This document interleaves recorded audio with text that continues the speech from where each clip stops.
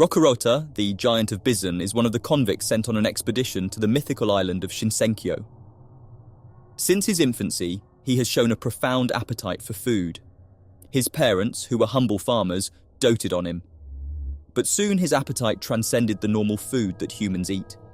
He would come to learn that human flesh was a good substitute for animal meat. The villagers ran away from him, fearing for their lives, and soon even his parents couldn't escape his feral clutches. Rokurota grew up in this way, looking for playmates that can also become his food. That's how he ended up in the execution line and eventually got sent to Shinsenkyo. Rokurota finds Genji talking to Sagiri. Without hesitation, he swipes at the Asimon, nearly taking out his midsection. The force of the swipe sends Genji flying through the trees. Sagiri runs after her senior and attempts to stop the chunk from bleeding. She is so distracted that she doesn't notice Rokurota coming for her. Thankfully, Gabimaru comes in time and kicks the giant away. Sagiri gets up to stand by her ward. Looking at the giant, she realizes that his Asimon, Izen, has already passed away. On the other hand, Gabimaru recalls the lessons he learned when he was still training to become a shinobi. One of the lessons was to analyze the enemy's strengths and weaknesses, and then come up with a plan using that information. But then Rokurota uproots a tree and throws it at him. Sagiri runs to Genji, whose life is almost waning.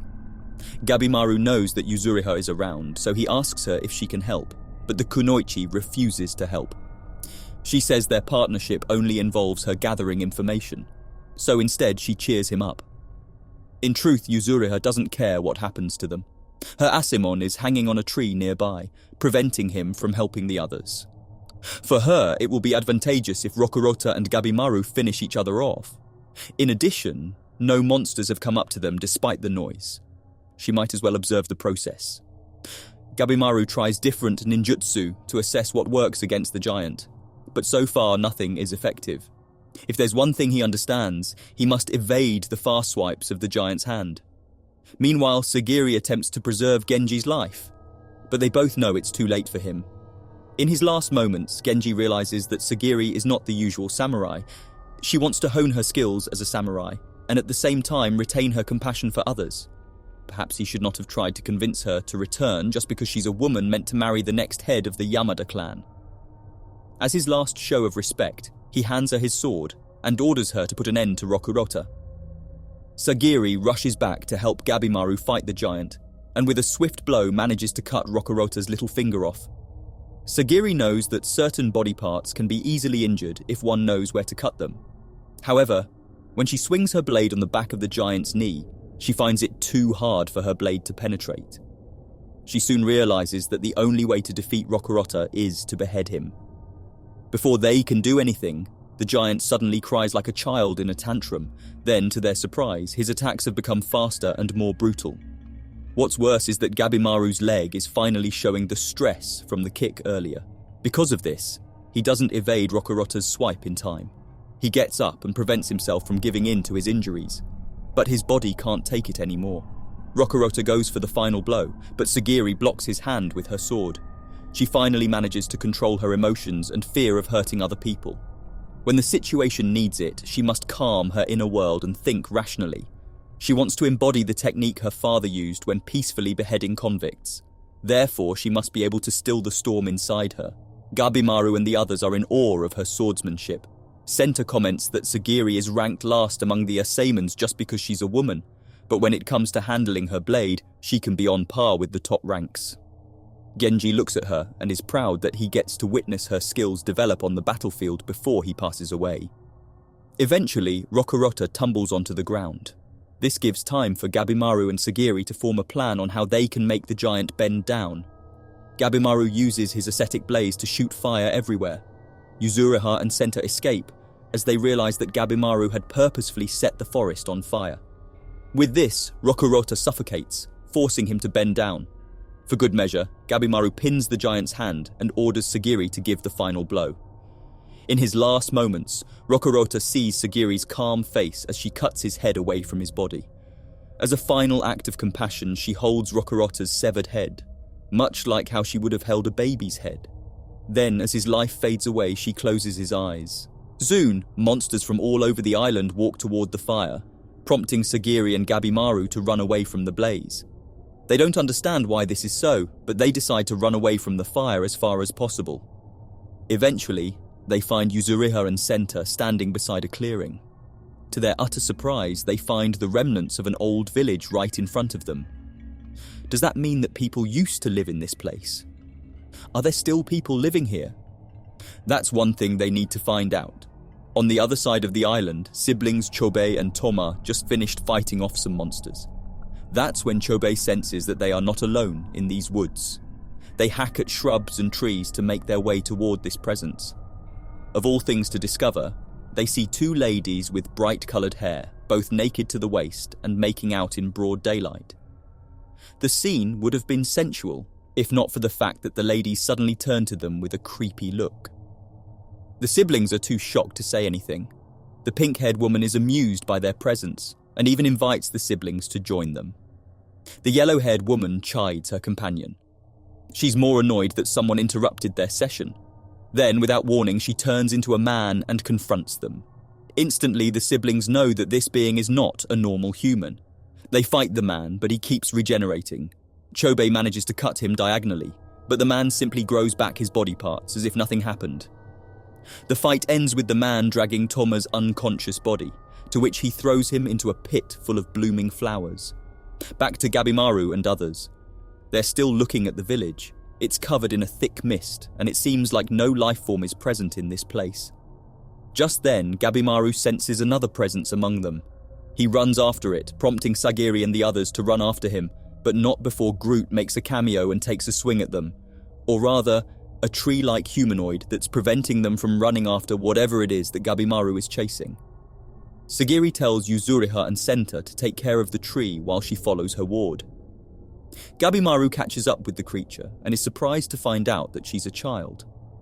Sagiri shouts that they only want to talk to her. The child stops, but only to punch Sagiri. However, Gabimaru takes the blow. He notes that it was an incredibly powerful punch, not brute force, but more like a concentrated form of energy that's released from the girl's little fist. Gabimaru notes that he can't afford to be defeated by this, remembering that he still has a wife to return to. Gabimaru then gathers vines from around him and traps the girl with them. This time she cries, prompting Sagiri to comfort the child, who immediately stops crying. They return to Yuzuriha and Senta, who have subdued the tree-like creature. To their surprise, the creature speaks to them. He asks them to return the child to him in exchange for food and information about the elixir.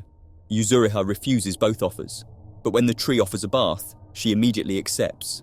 Well, after all that they've experienced on the island so far, they might as well take this unexpected hospitality from Groot's distant relative. He takes them to the heart of the village. Indeed, no other human beings are present except for them.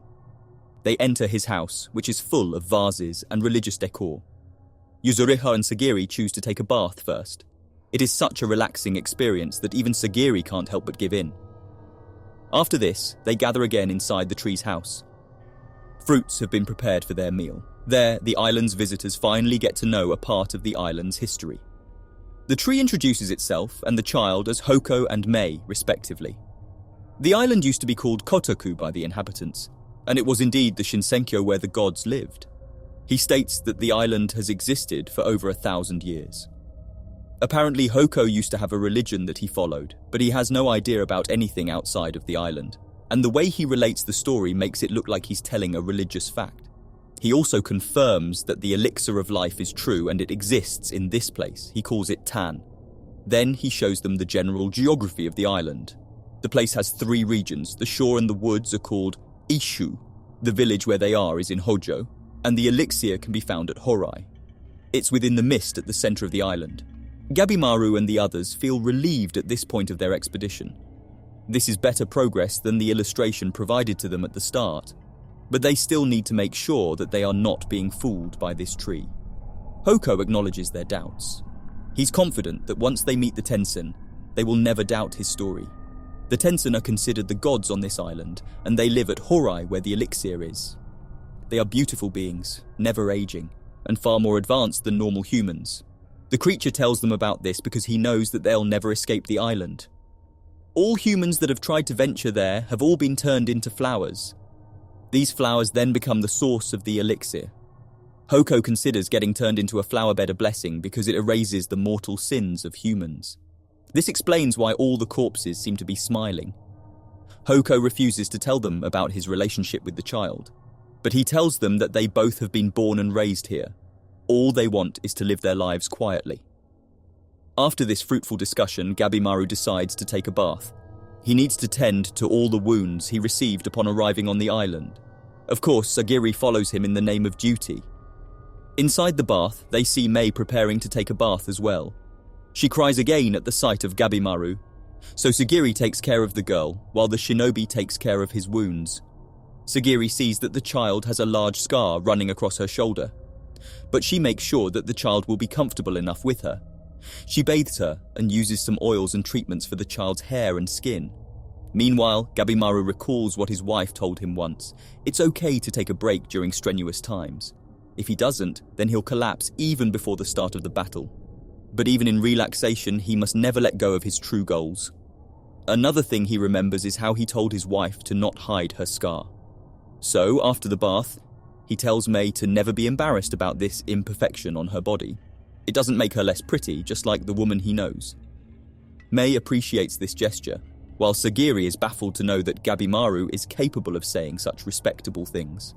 They return to Hoko's house. This is simply a reprieve for them before they continue their mission to retrieve the elixir. Tomorrow will be another day to face their struggles. Gabimaru reminds himself again of his purpose. He must get the elixir to get back to his wife.